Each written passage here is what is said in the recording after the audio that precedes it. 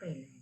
चलिए बच्चों, सब लोग पाठ्य पुस्तक निकालेंगे और पाठ्य पुस्तक के द्वारा हम इस पाठ को विस्तार से पढ़ेंगे। पाठ क्रमांक 13 हम दीदी की डायरी।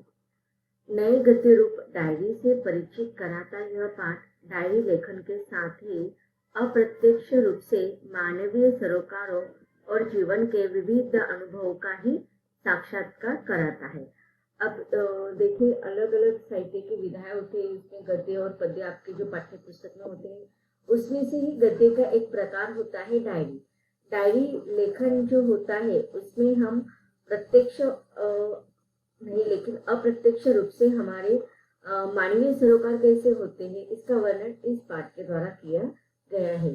अब देखिए, हम डायरी में क्या करते हैं कि हमारे जीवन में जो रोज जो भी घटनाएं, जो भी प्रसंग हमारे साथ हो रहे, अच्छे बुरे सारे हमारे बर्ताव, हमारे अनुभव, इसको हम लिखते हैं। तो इसमें हम मानवीय सरोकार होता है, जैसे कि जैसे आज हम स्कूल में गए, स्कूल में पाठशाला में हमारे दोस्तों के साथ हमारा क्या संबंध, हाँ, हमें क्या अनुभव आया, अगर अच्छा आया है तो वो क्यों अच्छा आया है, बुरा आया है तो क्यों बुरा आया है। तो अगर अच्छा अनुभव आया है तो हम क्या करते हैं, अच्छी बातों को हम दोहराते रहते हैं, अच्छे गुणों को हम दोहराते रहते हैं। तो इस प्रकार मानवीय सरोकारों का अप्रत्यक्ष रूप से हमारे जीवन पर असर डायरी लेखन से होता है। अब हम पाठ को शुरुआत करते हैं। गुलाब के फूल सी नन्ही संजू है तो अभी छोटी पर बड़ी सयानी। सयानी का अर्थ होता है समझदार। कक्षा 8 में पढ़ती है, स्वभाव से हंसमुख है, खूब हंसती हंसाती है, चुटकुले सुनाए तो हंसी के फव्वारे छूटने लग जाते हैं। अब देखिए, आप कक्षा 8वीं में हो और इस कहानी में जो संजू नाम की गुलाब से छोटी सी नन्ही सी बच्ची का वर्णन जो किया है वह भी कक्षा 8वीं में पढ़ती है।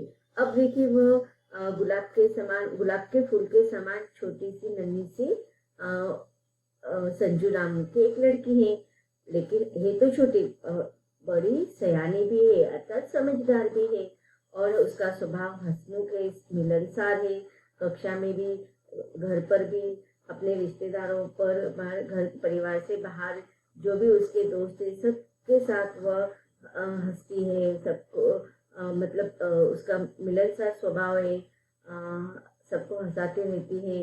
अगर कोई उसे चुटकुला सुनाता है, विनोद जिसको हम मजाक कहते हैं, तो वह उसके हंसी के फव्वारे छूटने लग जाते हैं। अब इस पहले परिच्छेद में संजू का वर्णन किया है। अब देखिए उसे कौन कौन से शौक है। संजू को किताबें पढ़ने का शौक है। अब देखिए, हर किसी की अलग अलग रुचियां होती है, हर किसी की अलग अलग दिलचस्पी होती है। आप लोगों में भी अलग अलग प्रकार के शौक रहते होंगे। किसी को खेलने का शौक होता है, किसी को डांस नृत्य करने की शौक होता है, किसी को संगीत या गायन की रुचि होती है, या किसी को चित्रकला की अलग अलग प्रकार के चित्र निकालने की, ड्राइंग करने की शौक होती है। तो हर किसी के जीवन में अलग अलग शौक होते हैं। अगर किसी को खेलकूद अच्छा लगता है तो देखो, बच्चे क्रिकेट में अच्छे होते हैं, कोई कबड्डी में अच्छे होते हैं, तो अलग अलग प्रकार के शौक होते हैं। तो इसी प्रकार से शौक संजू को भी एक अच्छी रुचि है उसके अंदर कि उसे किताबें पढ़ने की शौक है। उसे उस कहानी, कविता, कॉमिक्स आदि सब वो पढ़ती रहती है। यह शौक उसे माँ की देखा देखी लगा है। अब देखिए, हमारे अंदर जो रुचियां होती है वह हमारे इर्द गिर्द जो परिवेश होता है उसके अनुसार होता है। हम कभी अनुकरण करते हैं, बच्चे जो होते हैं हमेशा अनुकरण करते हैं अपने पेरेंट्स के, अपने माता पिता, बड़े भाई बहन, या घर में जो बुजुर्ग लोग होते हैं उनकी अच्छी बातों को वो दोहराते हैं, या फिर अपने दोस्तों की भी अच्छी बातों को वो दोहराते हैं, अनुकरण करते हैं।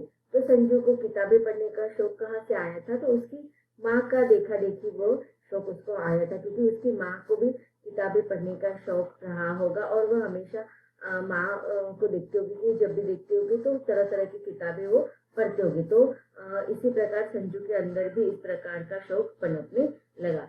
संजू चाहे कक्षा में अच्छे नंबर लाए या जन्मदिन मनाए, उसे उपहार मिलता है पुस्तक का। अब देखिए, जब भी बच्चों के साथ हमें भी ऐसा व्यवहार करना चाहिए। आपके साथ भी आपके बड़े बुजुर्ग इस प्रकार का व्यवहार करते होंगे कि आपको कक्षा में अगर आपको अच्छे अंक आते हैं या किसी स्पर्धा में आप अव्वल आते हो, आप जीत जाते हो, या फिर आपका जन्मदिन होगा तो आपको कोई ना कोई भेंट अवश्य मिलती होंगी।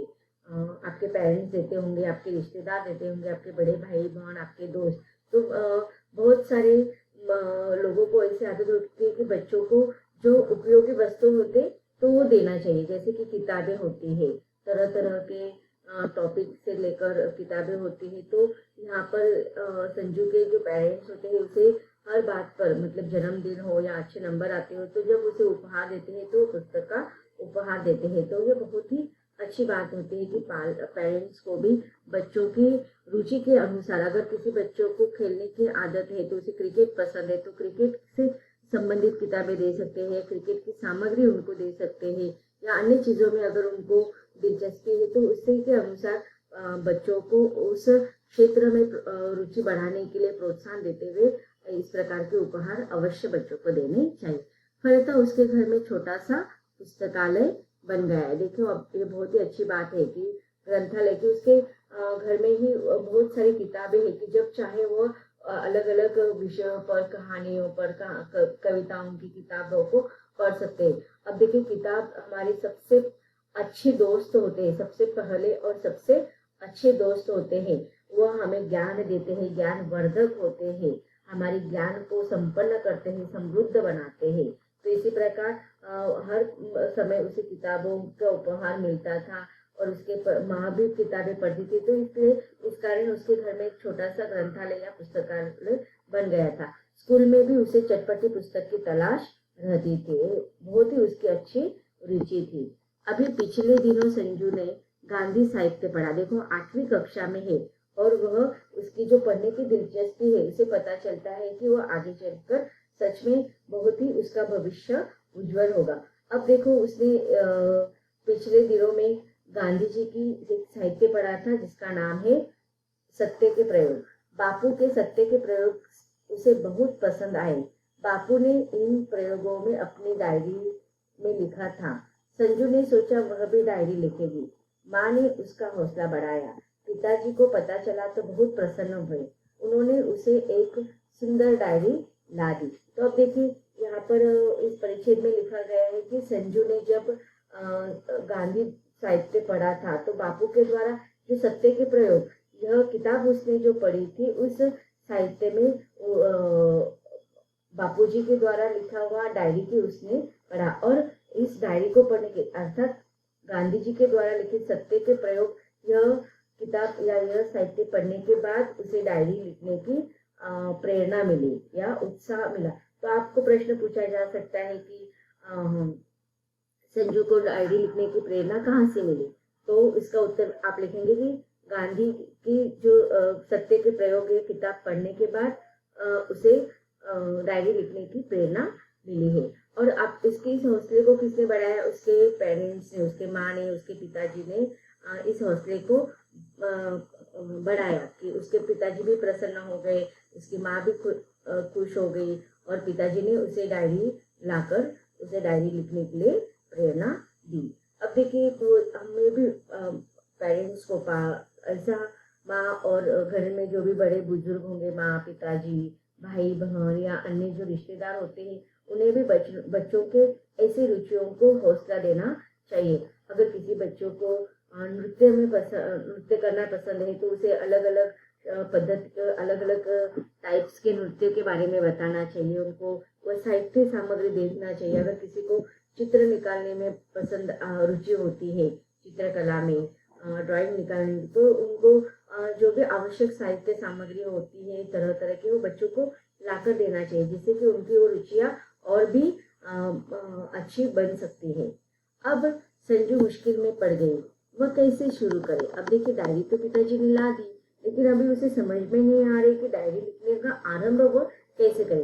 तभी उसे याद आया, उसकी दीदी भी तो डायरी लिखती है। अब उसके दिमाग में उसने देखा कि अरे, मेरी बड़ी दीदी जो है वह भी तो डायरी लिखती है, मैंने बहुत बार उसे लिखते हुए देखा है। तो वह उसने दीदी को अपनी इच्छा बताई। दीदी ने हौसला बढ़ाते हुए कहा, यह तो कोई कठिन बात नहीं है, बस रात को मन लगाकर बैठ जाओ, दिन भर की सारी घटनाएं याद करो और वैसी की वैसी लिख दो। अब देखिए दीदी को जब उसने बताया तो दीदी ने भी उसे प्रोत्साहन दिया, दीदी ने भी उसका हौसला बढ़ाया और उसे बताया, समझा कि इसमें कोई भी कठिन बात नहीं होती है।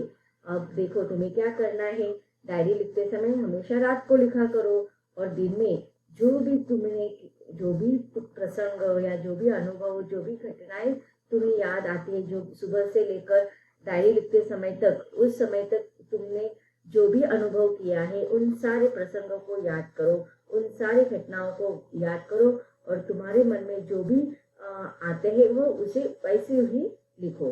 बस इसे प्रतिदिन लिखते रहना जरूरी है। अब देखिए यहाँ पर डायरी लिखने के हमें कुछ बातें समझ में आ रही कि डायरी हमें कब लिखना चाहिए, सुबह लिखना चाहिए नहीं, रात को सोने से पहले हमें डायरी लिखना चाहिए। और सुबह उठने से लेकर रात को सोते समय हमने जो भी अनुभव किया है, जो भी प्रसंग हमारे साथ हुए हैं, जो भी घटनाएं हमारे साथ हुई है, उसे वैसे के वैसे ही लिखना चाहिए। और एक महत्वपूर्ण बात है कि हमें प्रतिदिन हर रोज डायरी लिखना चाहिए। इससे क्या हो जाता है कि डायरी लिखने के अनेक फायदे होते हैं कि हमें हर दिन का जो लेखा जोखा है उसे हम कभी भूल नहीं पाते हैं। उस प्रसंगों को हम दिन के साथ, अब देखिए डायरी लिखते समय दिन, तारीख और वर्ष और हम चाहे तो वार भी उसमें लिख सकते हैं, कौन सा दिन है वह भी हम उसे लिख सकते हैं। तो कौन से दिन में कौन सी घटना हमारे साथ हुई थी हम उसे कभी भूल नहीं पाएंगे। संजू ने हट करते हुए कहा, दीदी अपनी डायरी दिखा दो ना, बस थोड़ा सा पढ़कर लौटा दूंगी। दीदी पहले तो हिचकिचाई, फिर बात मान ली। संजू ने दीदी की डायरी के जो पृष्ठ पड़े हुए नीचे दिए जा रहे। अब पहले दीदी ने मना कर दिया था, लेकिन फिर उसे अपनी छोटी बहन को हौसलों को बढ़ाने के लिए, उसे थोड़ा समझ आने के लिए कि डायरी की शुरुआत कैसे करने, तो उसने अपना डायरी पढ़ने के लिए दे दिया। अब देखिए यहाँ पर आगे जो पूरा पाठ है वो दीदी के द्वारा लिखी गई जो डायरी है उसको ही विस्तार में दिया गया है। अब दीदी ने देखो कहाँ से शुरुआत की है, 1 जनवरी, यहाँ पर साल भी दिया है 1 जनवरी 1997। अब देखिए यहाँ पर उसने जो संकल्प किया था, ये पता चल रहा है कि कब लिखना संकल्प किया था कि उन्होंने दिसंबर महीने में, नए साल की शुरुआत में ही उसने संकल्प किया था कि वो डायरी लिखना आरंभ करेगी। को किसने, संजू की दीदी ने। तो हमें 1 जनवरी से पता चल रहा है यहाँ पर। तो अब देखते, पहला, कॉलेज में कक्षा के सामने ठक ठक होती रही, कारीगर पत्थर तराश रहे थे, एक छोटी सी छेनी से वे पत्थर में फूल पत्तियां उकर रहे थे। अब देखिए पहले दिन उसने ज्यादा विस्तार से नहीं लिखा क्योंकि वो उसका पहला दिन रहा होगा और ज्यादा अनुभव उसको उस दिन प्रसंग या घटनाएं नहीं घटी होगी। दूसरा लिखा है उसने, दूसरा पेज पर लिखा है 2 जनवरी 2 जनवरी 1907। आज सुबह शीला के घर गई, वह स्नान घर में थी। अकेले बैठे बैठे क्या करती, पत्रिका का पुराना रंगीन पृष्ठ नजर आया, उसी को उलटने पलटने में लगी। इसमें एक चुटकुला बहुत मजेदार था, हंसते हंसते लोटपोट हो गई।